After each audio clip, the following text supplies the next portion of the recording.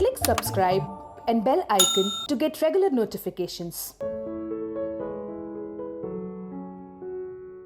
Hi, myself Dr. Prashant Shinde, a consultant pediatric gastroenterologist and hepatologist at Yashoda Hospital, Secunderabad.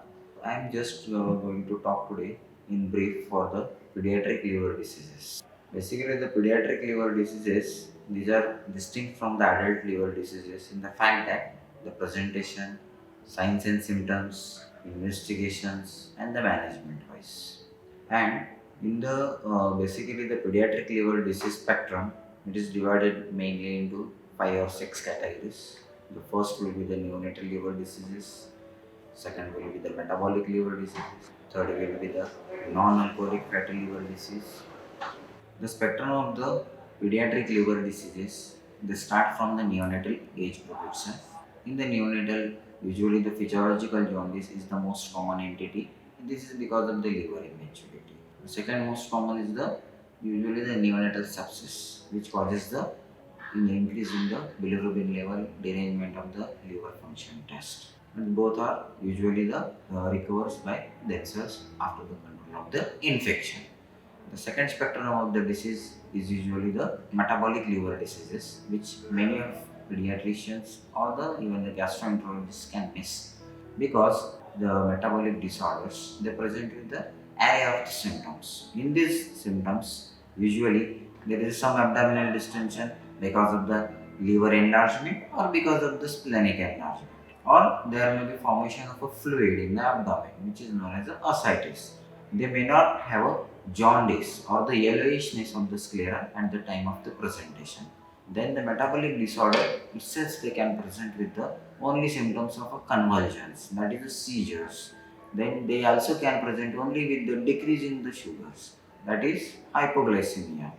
Many of the patients they need to be thoroughly investigated by the pediatrician or the pediatric hepatologist to arrive at the diagnosis. The third spectrum of the disorder which can be present in the pediatric age group is the viral hepatitis. It is almost common infections like hepatitis A, hepatitis E, and rarely hepatitis B or C can present in the pediatric age group.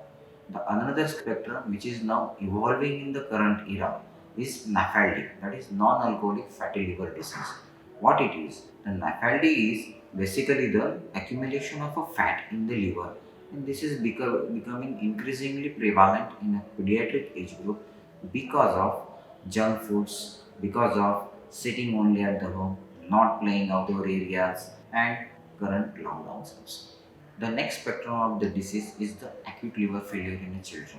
The acute liver failure in the children, it is majority wise the cause will be the viral hepatitis, or the second most common cause will be the Wilson's disease. What is Wilson's disease? Is the disease caused by the accumulation of a copper inside the liver. This is because of a deficiency of one enzyme which helps in the exportation of the copper from the liver into the blood, and also its metabolism.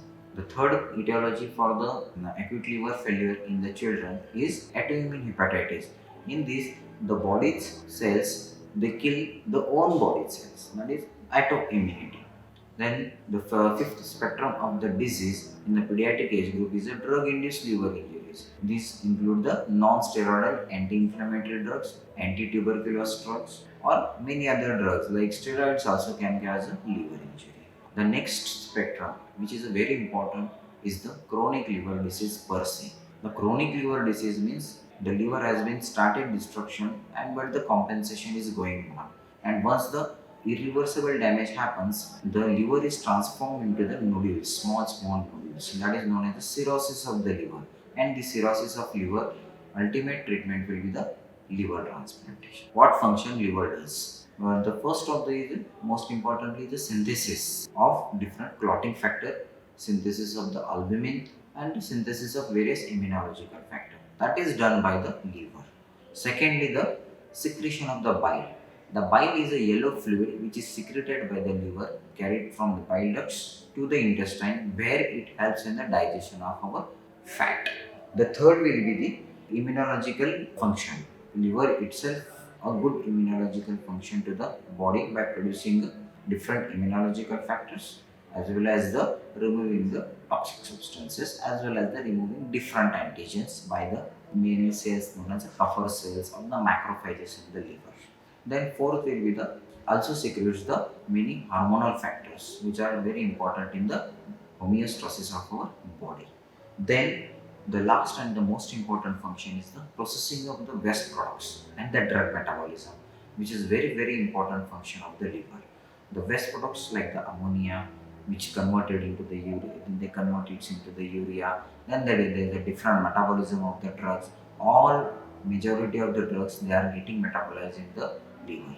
If the liver is not there, this drug metabolism will not happen and it will cause severe toxicity. So the processing of the waste product and the drug metabolism is a very important of the liver.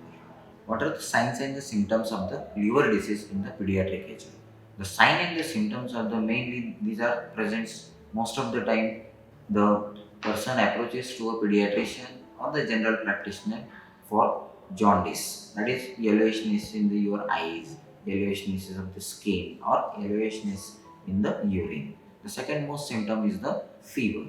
Third most symptom is the abdominal pain, and there is a distension of the abdomen, that is because of the liver enlargement, spleen enlargement, or the accumulation of the fluid in the abdomen. The fourth symptom of that is clay colored stools, that is present mainly in the obstructive type of a jaundice, in which the biliary ducts cannot carry your bile from the liver into the intestine. Means duct obstruction, that can be because of various etiologies, and that to be find out like extrahepatic biliary atresia.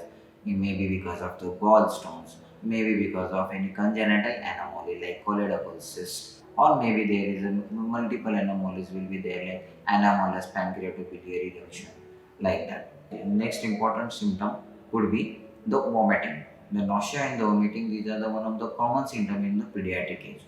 Then there is next symptom will be the dizziness, not accepting the feed, poor feed, not gaining the weight. These are the another common symptoms which can be easily neglected by the patient. The tests to diagnose the liver disease in a pediatrics are complete blood picture, viral screen, as and when needed, anti-HIV IgM, liver function tests, creatinine, and the most important is the ultrasound abdomen. They will give you the rough idea what liver disease is going on a given patient. Accordingly, then we can manage with further with either CT scan or the MRI or further specific blood investigations for the particular disease. The treatment of the liver disease in pediatric age group will include the medical management. Some drugs will be used, surgical management. If the choledochal cyst is there, we can manage with the excision. Extrahepatic biliary atresia is there, we can do the excise operation or the liver transplantation in a case where the patient is having a chronic liver disease or acute liver failure. And then, of course, there is a role of nutrition and the exercise in the management of the liver disease. Now, coming to the in brief for the liver transplantation. What is a liver transplantation procedure? A liver transplantation procedure is where the patient's liver is removed totally and it is replaced with a new liver which is not diseased, either from a relative or either from the cadaver donor. There are two types of the liver transplant. These are the live donor transplantation and the cadaveric transplantation. In our country, the cadaveric transplantation rate is very low because of the people's awareness is not there for the organ donation. Secondly, the most of the time we do the live donor transplantation in a pediatric age group, in which one of the relatives of the baby they will donate the part of their liver to the baby, and the complete liver of that baby will be removed so that he will have a normal life after the liver transplantation. Most of the time, the common indications is a cholestatic liver disease in a pediatric. Most common is the extrahepatic biliary atresia. The second most common indication is a metabolic liver disease. Third most common indication will be the acute liver failure, either because of the Wilson's disease or because of the autoimmune hepatitis. Other indications will include the tumors like hepatoblastomas or infantile hemangioendotheliomas, or others is because of the drug-induced liver injury. And of course, not the most common is the, of course, the last will be the chronic liver disease because of the NANDT. The take-home message from this my briefing will believe as soon as you recognize the symptom that I have mentioned in my briefing in your child, please visit to your nearest doctor or the gastroenterologist or pediatrician and get it sorted out as early as possible because this can give sometimes a life-threatening infection or acute liver failure.